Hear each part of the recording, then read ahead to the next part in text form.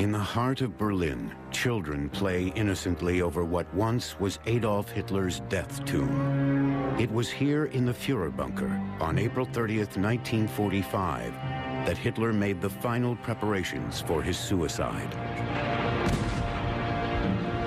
Outside, in a devastating final assault on the heart of the Third Reich, the Russian army closed in on the Führer. I stood next to the machinery room when I heard a shot.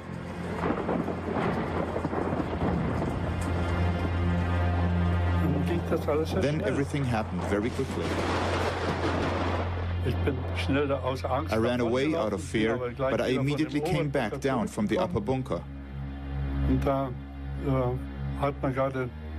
Just then, they were wrapping Hitler in blankets. Hitler's death brought to an end his dream of a 1,000-year Reich. It lasted only 12 years, but changed the world. The Führer was defeated by the Allies and by a man once his partner, then his nemesis, a man who shared many of the same characteristics, Joseph Stalin.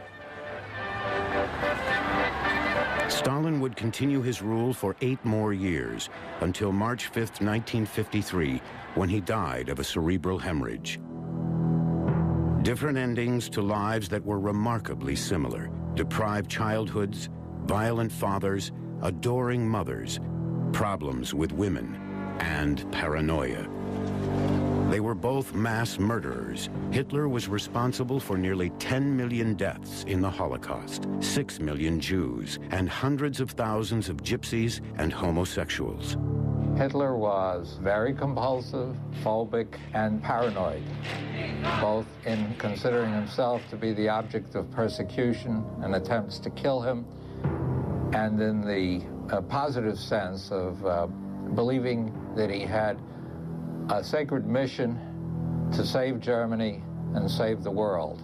Stalin murdered more than 20 million of his own people, political opponents and innocent victims, who Stalin considered a threat.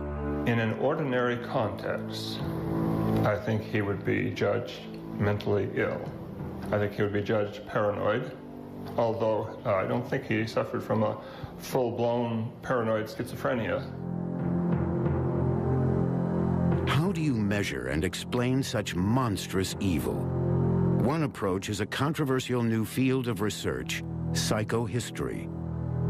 I used all fields of social science that I could pull something from: psychoanalysis, behaviorism, experimental psychology in general, social psychology, anthropology, sociology.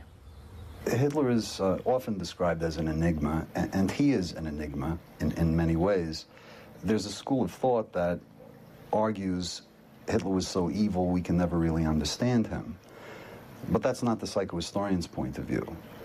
We think that by the use of scientific psychology, we can plumb the depths and grasp his deeper meanings, his significance. In examining their lives, we found surprising similarities, beginning with childhood. Stalin was born in the Georgian village of Gori on December 21st, 1879, christened Yosef Zhugashvili. 3 siblings had died before his birth. His deeply religious mother nicknamed him Soso and promised to dedicate his life to God. Yosef's father was an abusive alcoholic who savagely beat his son, one time so severely that the boy had blood in his urine. His father was a drunken shoemaker who beat his mother, and Stalin got beaten up as a little child by trying to defend his mother. This had a lasting impression on him. Ever since childhood, he felt unworthy. As a result of these early childhood experiences, he had a low self-esteem, what's typically called inferiority complex. Yosef's physical characteristics didn't help. He never grew taller than 5 feet 4 inches, and his face was pockmarked from smallpox. His body was slightly deformed, the left arm shorter than the right, and rigid from a childhood accident. Hitler was also unhappy with his looks. A colleague noted his low, retreating forehead, ugly nose, broad cheekbones, small eyes. Hitler did not like his plump nose, which he considered Jewish. Both Hitler and Stalin suffered from inferiority complexes. Even as a boy, Joseph was quick to anger and harbored grudges. Joseph's mother, Yekaterina, enrolled young Soso in the church choir, hoping he would become a priest. In 1894, at the age of 15, Joseph entered the Tiflis Theological Seminary and began a life of rigid routine. Joseph's intelligence, prodigious memory, and talent for details impressed teachers, but they also witnessed a stubborn, violent side. Finding the seminary life oppressive, Joseph turned away from religion and became attracted to 19th century anarchists, revolutionary terrorism, and Marxism. After 5 years in the seminary, he was expelled for his revolutionary activities. He might be described as a warfare personality. His whole life consisted in struggle against those whom he put down in his mind as enemies. He had what we might call an enemy complex.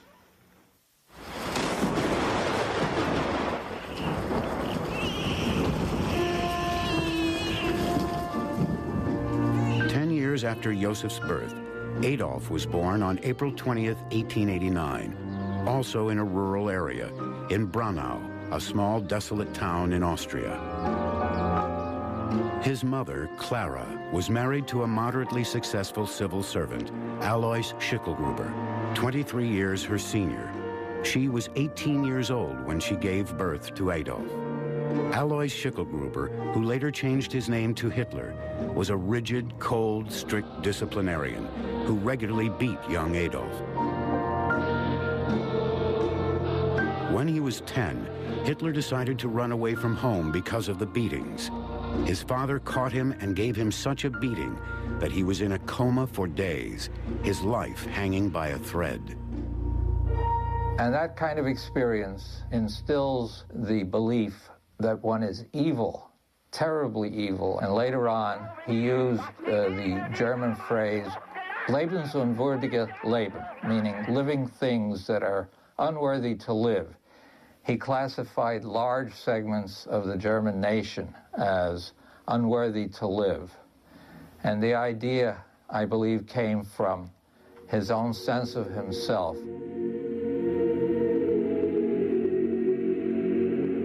When he was a boy, Adolf also wanted to be a priest, and like Stalin, sang in his church choir. Hitler's father was the illegitimate son of an unmarried 42-year-old peasant woman who became pregnant while working as a domestic for a Jewish family. She never revealed who the father was. Hitler was obsessed with the thought that his paternal grandfather might have been Jewish. What is important is what Hitler thought, and what he thought is established, that his grandfather was a Jew, so the offspring of a Jewish and Christian mating would always be a Jew. That was the basis for his belief that he was diseased, that nothing could remove this from him because it was in his blood. In 1900, Hitler enrolled in elementary school in Linz. Like Stalin, the young Adolf was considered egotistical and domineering, demanding absolute subordination from other students. At the same time, he was a poor student, much more interested in becoming an artist against his father's wishes. By 1905, he dropped out of school, hoping to become an artist. Like Hitler, Joseph also had an artistic side. As a teenager, he started writing poetry, at first romantic, then turning increasingly nihilistic and violent. The paranoia and narcissism that first surfaced during Joseph and Adolf's childhoods and emerged during their teenage years would soon become a driving force in both their lives. By 1900, when he was 21, Joseph Zhugashvili had turned from a life of religion to a life of violence. For the next 15 years, he lived the life of an active revolutionary, robbing banks and confiscating payrolls at gunpoint to raise money to overthrow the Tsar. In 1910, Joseph chose a new name, Stalin, which in Russian means man of steel. During this period, Stalin was arrested 8 times by Tsarist police, and each time deported to remote rural areas in Siberia. He was always a loner, a very bitter and unpleasant person. You find this in memoirs of other revolutionaries who shared exile with him, that he never took part in their social activities. He was always apart and bitter and nasty. Stalin soon caught Lenin's eye as an effective and ruthless revolutionary. During the Russian Revolution in October 1917, Stalin wasn't a major figure, but he was ambitious and determined to rise to the top of the Communist Party. Stalin had defined himself as a revolutionary and knew exactly what he wanted in life. Hitler, on the other hand, was still searching for himself, and in 1907 moved to Vienna to pursue a career in art.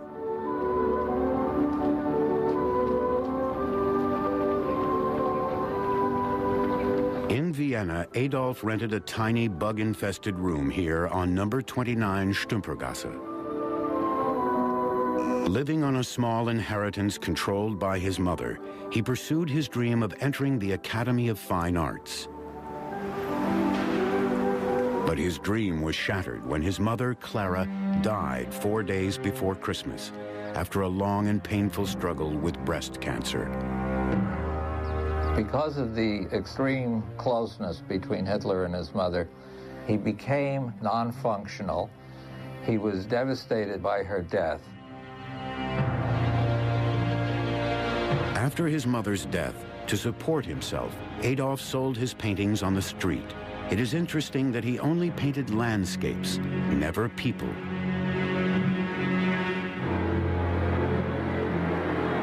Two years in a row, Hitler applied and was rejected by the prestigious Academy of Fine Arts. Because he was unable to draw humans, the Academy told him that he had no aptitude for painting. He decided he was rejected because several of the admissions committee were Jewish. Vienna was his first exposure to Jews from Eastern Europe. Hitler became attracted to the rhetoric in racist, anti-Semitic newspapers and pamphlets. It was during this period that he first became intrigued with the idea of a pure German master race. After his rejection by the Academy and the death of his mother, Hitler was miserable in Vienna, lonely and poor, lacking direction.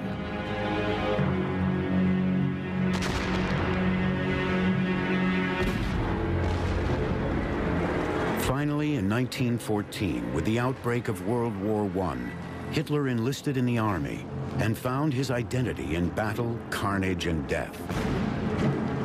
For the first time in his life, Hitler was happy, felt at home, that he belonged. In his army service, Hitler was the happiest he was at any time in his life. The sanctioned killing that he was entitled to engage in as a soldier gave an outlet for the first time to the murderous rage that had grown in him from treatment by his father. Hitler served as a courier and experienced his first real success in life when he was awarded the Iron Cross First Class, rare for a corporal.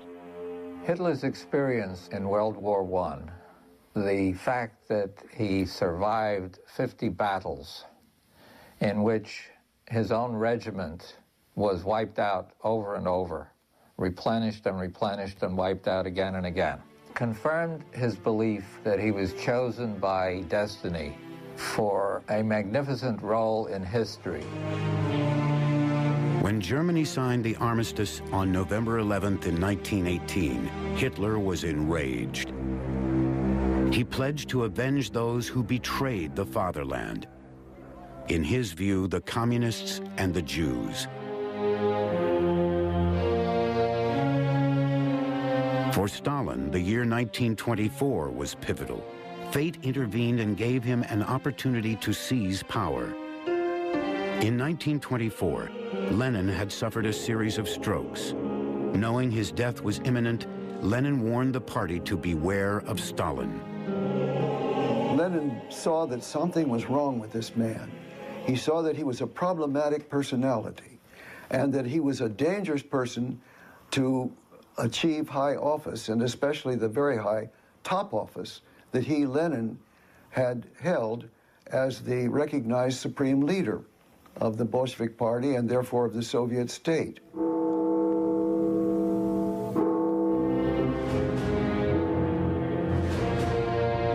But it was too late. In May, Lenin died, and Stalin immediately began jockeying for power. Driven by ambition, he outmaneuvered and intimidated potential rivals, using ruthless agents to do his dirty work. The system of agents around him who were constantly eliminating any potential political opponents was itself paranoid. The core, the center of the paranoia was Stalin himself, but he managed to recruit people who thought like him, people who saw enemies everywhere.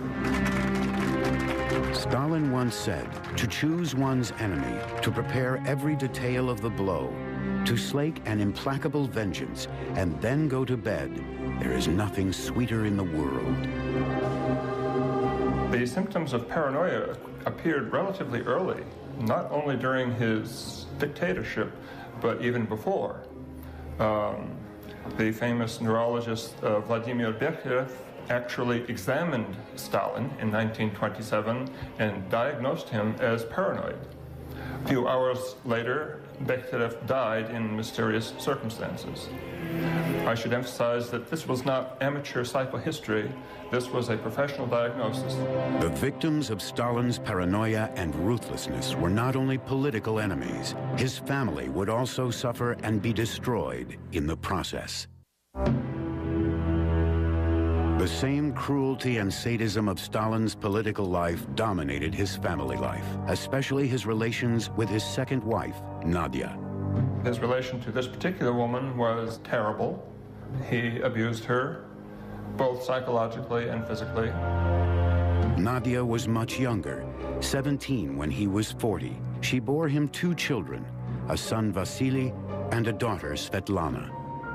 Stalin had another son, Yakov, from his first wife, who died of typhoid in 1907, the same year that Hitler's mother died. He also humiliated and insulted his sons. Vasily became an alcoholic, and Yakov once tried to commit suicide. His abuse as a child was transmitted in the form of his abuse to his own children. Nadia was a good mother, both to her own children and to her stepson, Yakov. She was a member of a old Bolshevik family in Leningrad, and for him, he was one of the leaders of the revolution. And she looked up to him and had great belief in him. But Stalin was notoriously cruel to Nadia, insulting her in front of other people. Little by little, she became aware of his personal defects, his defects of character, which were shown in many ways at home. On November 8, 1932, Nadia and Stalin had a violent argument at a party in Moscow.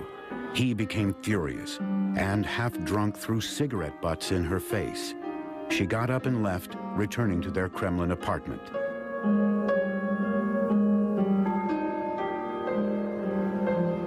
The next morning, Nadia was found dead, shot in the heart. He either drove her to suicide or killed her himself. Historians have not been able to agree on exactly what happened, but hers was not a natural death. According to Svetlana, her mother, Nadia, left Stalin a letter which was full of personal and political reproaches, and that he went into a rage as a result of this letter. And when the funeral came about, he walked up to her coffin and then pushed it away. He never went to her grave at the Novodevichy cemetery.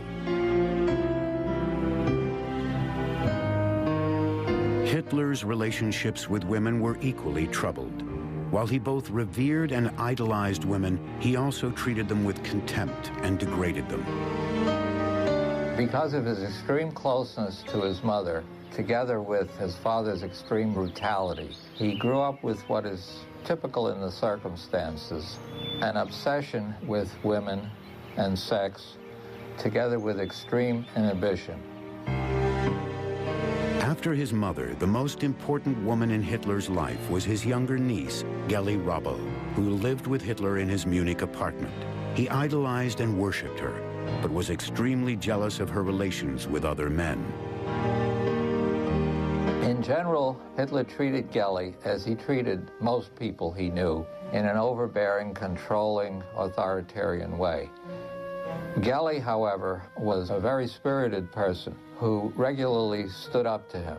He was never able to exert the degree of control over her that he wished to. While Geli was living with Hitler in Munich, she continued a relationship with a man in Vienna and became pregnant by him. This was bad enough to Hitler, but what upset him most was that he was Jewish. They had a terrible fight that was overheard by the servants in the apartment, although they didn't know the content of it. And Hitler drove off to fulfill a speaking engagement out of town.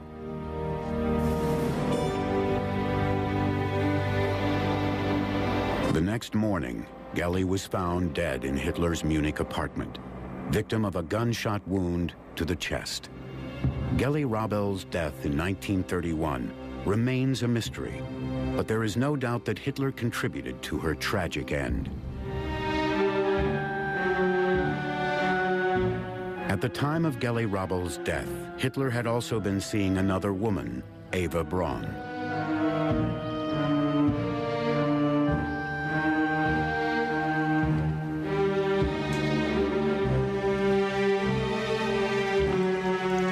They met when Eva worked as a receptionist and model in the studio of Hitler's official photographer, Heinrich Hoffmann. This is how Adolf Hitler first appeared to the 18-year-old Eva working in Heinrich Hoffmann's darkroom.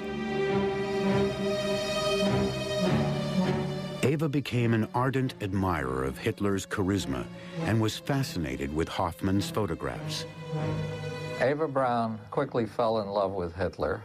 She wanted to marry him. She wanted to have children with him. He was dead against both of those things. Hitler considered Eva the ideal German woman. In his words, cute, cuddly, and naive. But he never took her out publicly.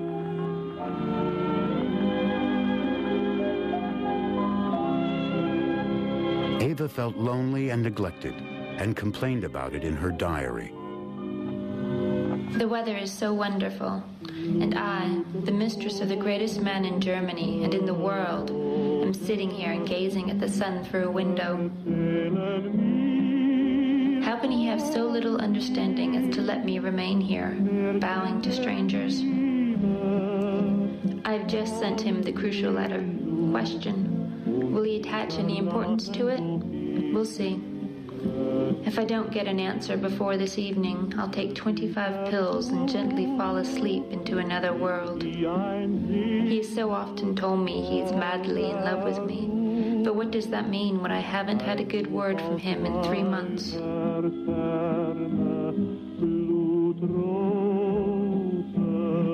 She attempted suicide a couple of times out of despair, and one time he asked the doctor who came in after she tried to kill herself whether this was a genuine suicide attempt or only a trick to win his sympathy. The physician assured Hitler that it was a genuine attempt, and he was touched by that.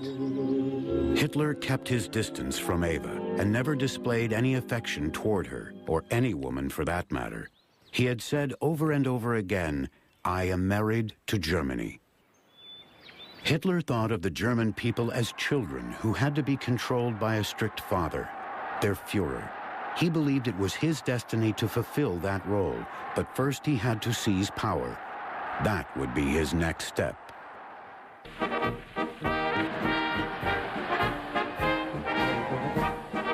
January 30th, 1933, Hitler became Chancellor of Germany and launched the brutal dictatorship that reflected his narcissism and paranoia. He immediately created a police state and used his dreaded secret police, the SS and Gestapo, to enforce it. To strengthen his grip on the Nazi Party, Hitler eliminated his political rivals and so-called enemies of the state. Whoever knew how to read, and whoever had read Mein Kampf, should have known where it would lead. National Socialism excluded all those who thought differently. Locked them up, exploited them, and even murdered them in masses. Simply because they did not want to succumb to the system. Einfach weil sie nicht dem System sich unterwerfen wollten.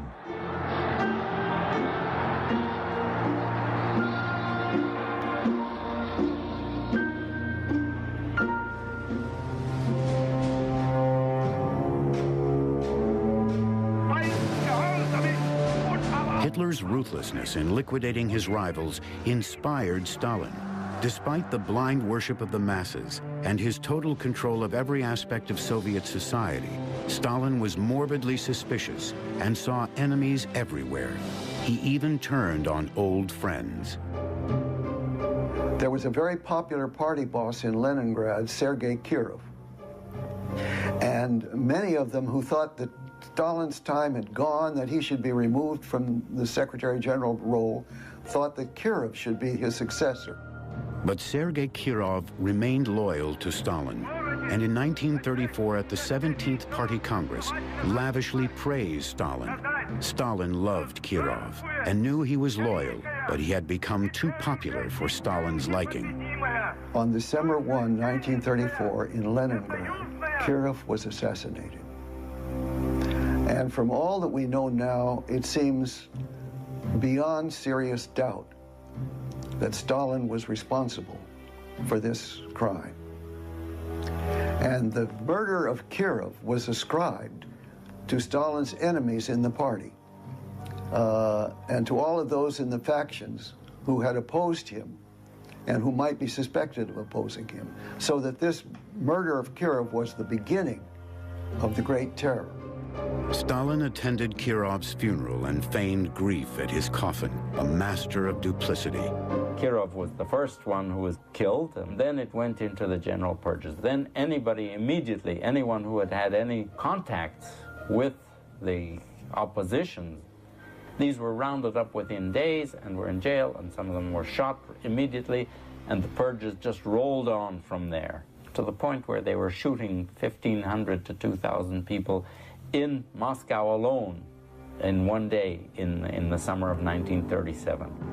During these purges, it's estimated that Stalin liquidated 20 million Soviet citizens as enemies of the people.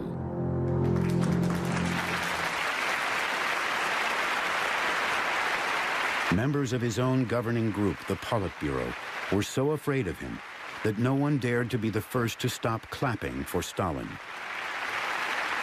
The clapping would go on for so long that finally bells were used to call for an end to the applause.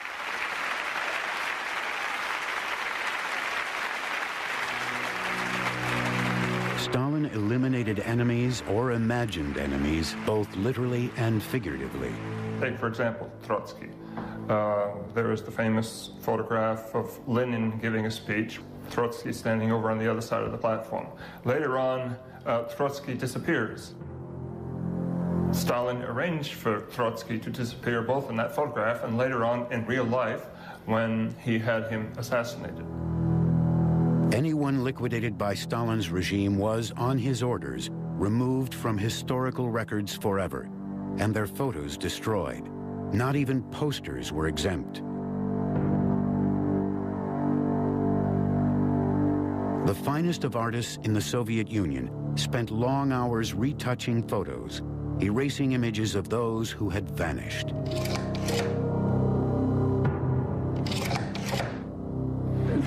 The photographs and the retouching of the photographs just demonstrate a sort of like a second death. For 30 years, photo historian David King has assembled the world's largest collection of photographs, posters, and paintings from the Soviet era, and documented Stalin's treachery.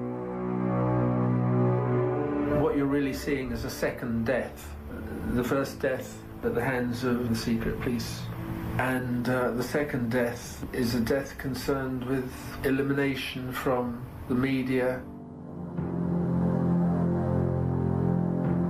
This second death was just as powerful and final as the first, because normally one has remembrance of people who have died, and with this, it was the idea was to eliminate that they had ever existed in the first place.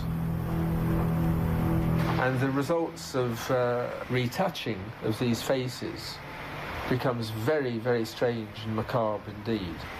Not only were they splashed with India ink, but they were also hacked with razors, scissors. The more aggressive the retouching, I think probably contributed to the fact that you would be considered to be a better Stalinist.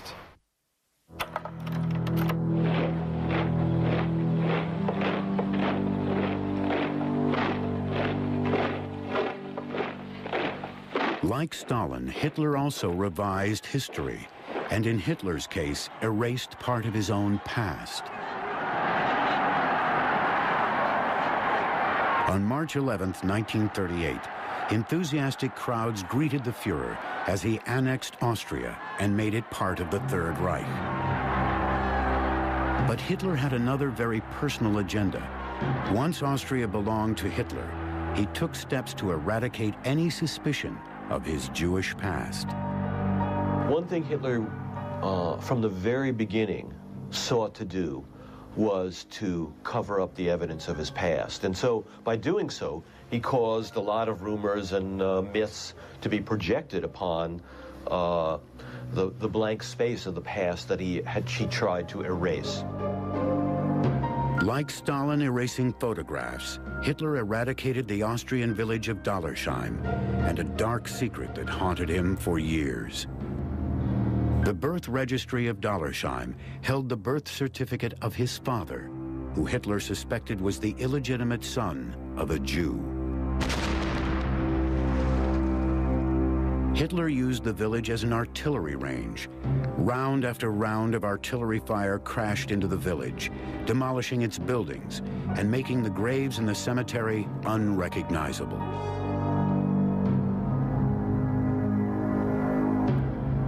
You come upon this sort of ruined church with just some hollow walls standing, and it seemed to me in some way a metaphor for the ruin of the absence, the vacancy of the historical record on Hitler's past.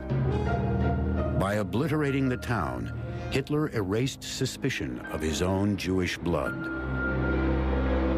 Like Stalin, Hitler believed he was surrounded by enemies trying to betray him, and that he needed to strike first. Hitler grew up with the idea from his experience in his own family that it was probably necessary to kill if one did not want to be killed. He generalized this and divided people into predators and victims, and chose very deliberately to be a predator. The predator's next victims would be Jews. Hitler's obsession and secret plan would be to liquidate all the Jews of Germany, Europe, and the Soviet Union under the cover of war. Hitler's secret agenda had always been to attack Russia. Now he was ready. To lull Stalin to sleep and give him a false sense of security, Hitler signed a non-aggression pact with the Soviet Union in 1939. The two most powerful dictators in the world became allies. Stalin, ironically, felt secure.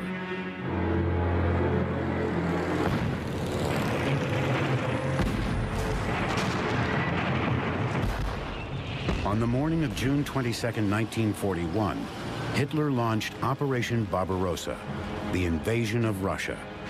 For Hitler, it would fulfill two goals: the destruction of Bolshevism and the annihilation of the Jews. The invasion stunned Stalin. And not surprisingly, he felt personally betrayed. It was a total surprise to Stalin. And he was very disoriented as a result. And for the next several weeks, he went into a kind of nervous breakdown, and people had difficulty contacting him, getting him to understand what was happening.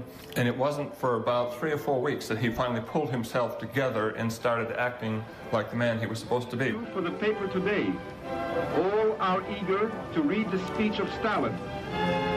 Stalin calls upon the Soviet people to grapple in deadly conflict with its most vicious, most treacherous enemy. In late 1941, Operation Barbarossa appeared to be a smashing success. Hitler was jubilant. But Providence did not favor the Fuhrer, and ironically, the beginning of the end came 15 months later in a city called Stalingrad. Here, the symbolic showdown between two men of iron came to a head. In September 1942, the Germans launched an all-out land and air attack on Stalingrad. Stalin issued an order. Any soldier that surrendered would be considered a traitor. Retreating soldiers were shot. If they were commanding officers, the family members should be subject to repression. As it turned out, he himself had a family member who was an officer, and this was his son, Yakov. Stalin's son, Yakov, had joined the army and was taken prisoner by the Germans. At one point, the Germans may have thought they could offer to exchange Yakov for some high-level German officers who had been taken prisoner by the Russians. And some kind of a offer was made, to which Stalin is believed to have said, "I have no son named Yakov." The Russians held on and launched a massive counterattack of 1 million men encircling the German 6th Army. In 1943, Hitler was defeated at Stalingrad, and the German army would never recover on the Eastern Front. But even though Hitler was losing the war, he was still determined to exterminate the Jews.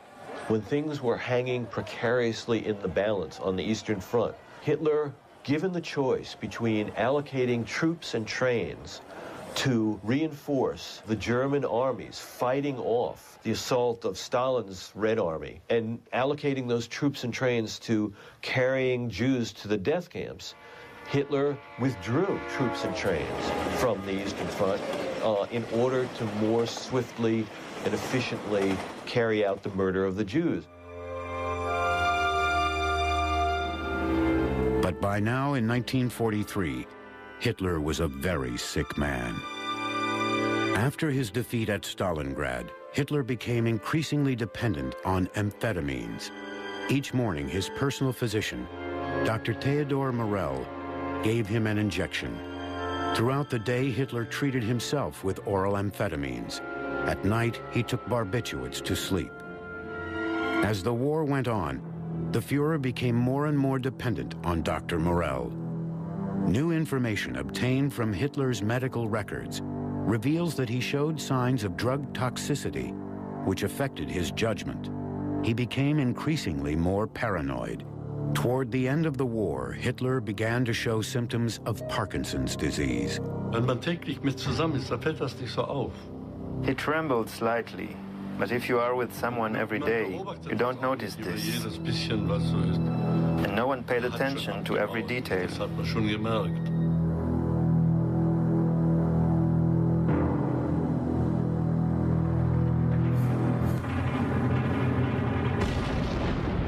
As the Red Army overwhelmed Berlin, Hitler was hiding deep inside the Führer bunker beneath the Chancellery. When Russian soldiers entered the bunker, they found several Nazi corpses amid signs of an orgy. In the courtyard were the charred bodies of Eva Braun and Hitler. Inside, on the Führer's desk, the Russians found a folder with 42 of Hitler's paintings of pastoral Austria and an album of prized snapshots. Inside, a photo Hitler had been carrying with him all his life of his mother, Clara.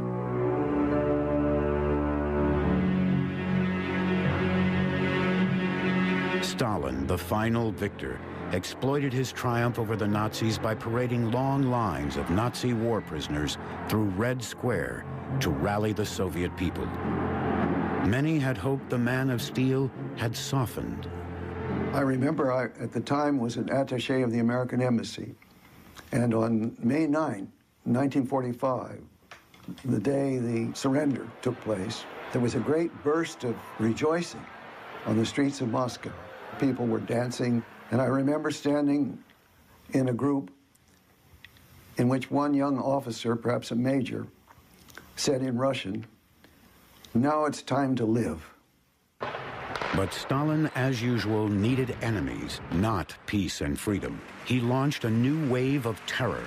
Terror this time was directed against Jews. It centered on a group of Jewish doctors Stalin accused of plotting to murder Soviet leaders, including Stalin himself.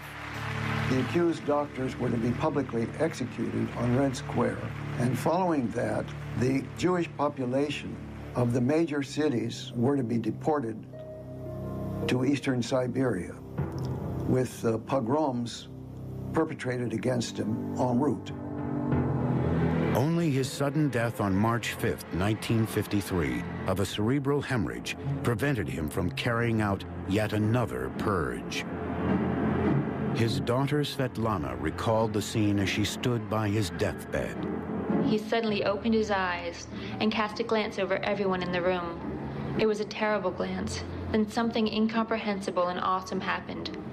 He suddenly lifted his left hand as though he were pointing to something above and bringing down a curse on all of us. The next moment, after a final effort, the spirit wrenched itself free of the flesh.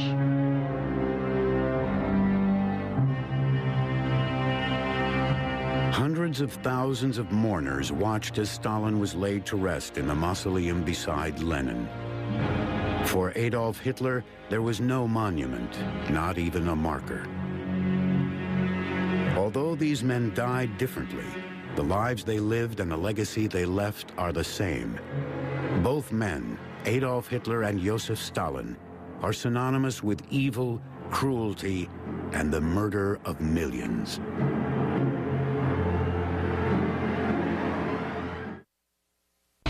How are you going to move a space shuttle that weighs 12 million pounds with something huge? Need a bucket big enough to hold 2 buses? Call in the Big Muskie. Want to move 400 tons of stuff? This monster truck's bigger than your house. World's biggest machines. Next, only on the History Channel.